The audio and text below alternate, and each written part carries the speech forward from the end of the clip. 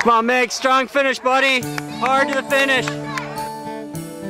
About 6 months before my diagnosis, my hands were locked up and I couldn't move them, and my mom thought it would be a good idea to go see a doctor. Megan's symptoms when she first came to my office were very typical for a teenager with juvenile arthritis, and she had stiffness of her fingers. It was painful for her to use her hands, but it was really the stiffness and sort of progressive loss of function of her hands that she was noticing. That plus being just generally tired. And that had been going on for about 6 months when she and I first met. I was shocked and scared and a little bit confused because I thought only older people got arthritis. I didn't really know what it was about and what it would do to me or my body. Well, the most recent estimates put it at about 300,000 kids in the U.S. with arthritis. And you think about that, that probably means about 6,000 kids in each state of average size. Megan's a wonderful adolescent. The medications we use to treat patients with juvenile arthritis are fantastic at controlling the disease for most patients. But it does mean that the patient has to be on medications chronically, and for adolescents it can be a major interference with their lifestyle.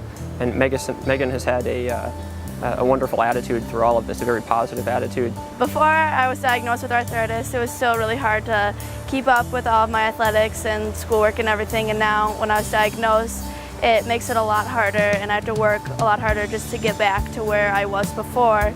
But I want to keep improving. She's been physically active, that's important, but more than anything I think it's her positive emotional outlook, and she's really taken an interest in her disease, has learned a lot about it, and has used it as a positive force in her life. Something that I would say to kids with juvenile arthritis is to always just have a positive outlook on their arthritis and know that there's always help out there, like the Arthritis Foundation. And through the foundation I was able to get scholarships to attend camp and go to the Juvenile Arthritis Conference in Houston, Texas, and the Advocacy Summit in Washington, D.C., and they really are there to help you. My experience at the Advocacy Summit in Washington, D.C. was really educational and a ton of fun.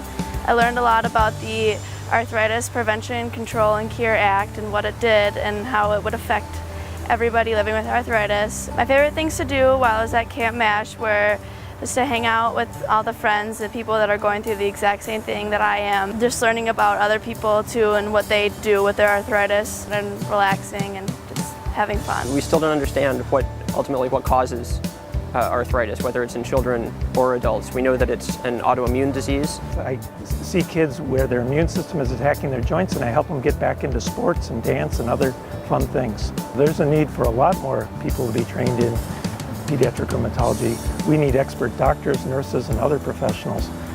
We have kids who have to travel huge distances to get medical care. Even for our clinic, we have people traveling as far as 12 hours. And we think we could do a better job if we had doctors and nurses closer to our patients.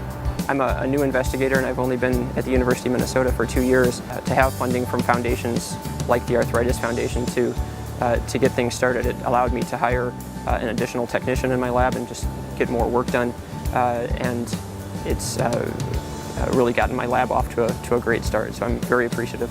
The shortage of professionals is something that the Arthritis Foundation has helped highlight as they advocate for their patients, and they've helped with the training of both physicians as well as putting on conferences for other professionals, and they're helping sponsor lots of other activities to really raise awareness, so they've been a tremendous asset to fixing this shortage.